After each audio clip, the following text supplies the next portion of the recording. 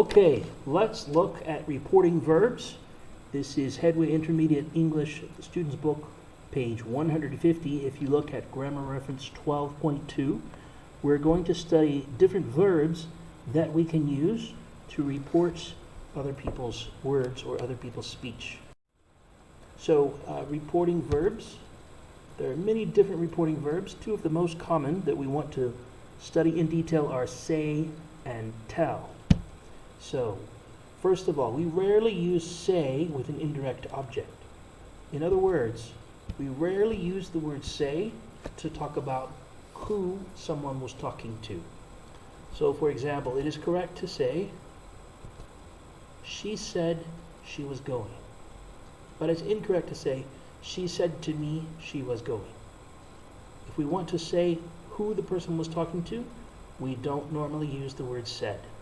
When we say said, we don't say in that sentence who the person was talking to.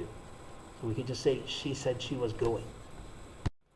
Now, the verb tell is always used with an indirect object in reported speech.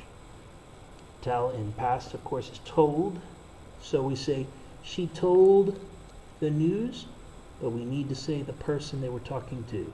She told me, or the doctor, or us, or her husband, the news.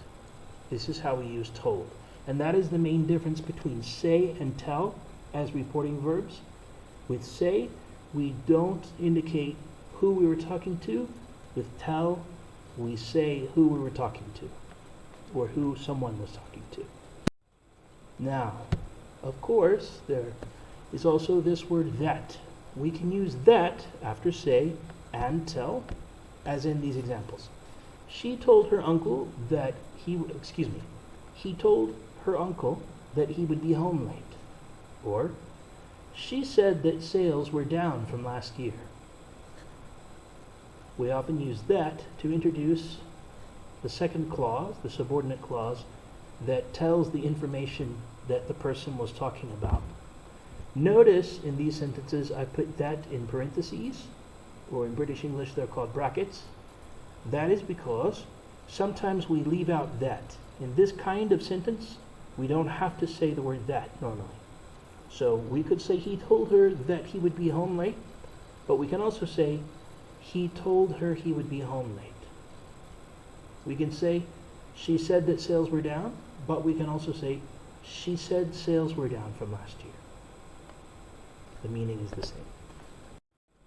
Now, of course, there are many other verbs. Sometimes it's more interesting to use a different verb, or we can say more precisely what we want to say.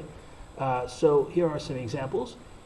Explain, interrupt, demand, insist, admit, complain, warn. These words all have different meanings, of course, and there are many other verbs that could also be used to report other people's words. So look at this chart. Look at these examples. We have he, explained, or complained, or admitted, and then we have these two clauses, that he would be home late, or that sales were down last year. That sales were down that year. We have three verbs, and then we have two clauses explaining what he said. So if you multiply 3 times 2, you get 6. We could combine these verbs and these extra clauses in any way, and in this case, with these 3 verbs and these 2 clauses, we could get 6 possible sentences, all with different meanings. Okay?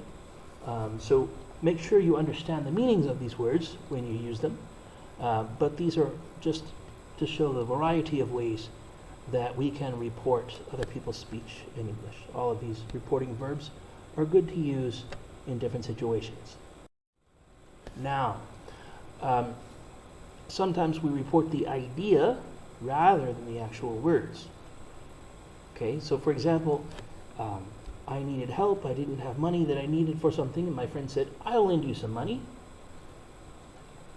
I could just say it this way, he offered to lend me some money. This isn't exactly reported speech, but it's the same idea. It's telling the idea rather than using his actual words. Right? Or again, someone says, I won't help you. I'm talking about what she said later, and I say, she refused to help me. Okay? So, there is a good overview of reporting verbs, and you'll learn lots and lots of them, and you'll learn them naturally as you practice English, but this is a good introduction to them.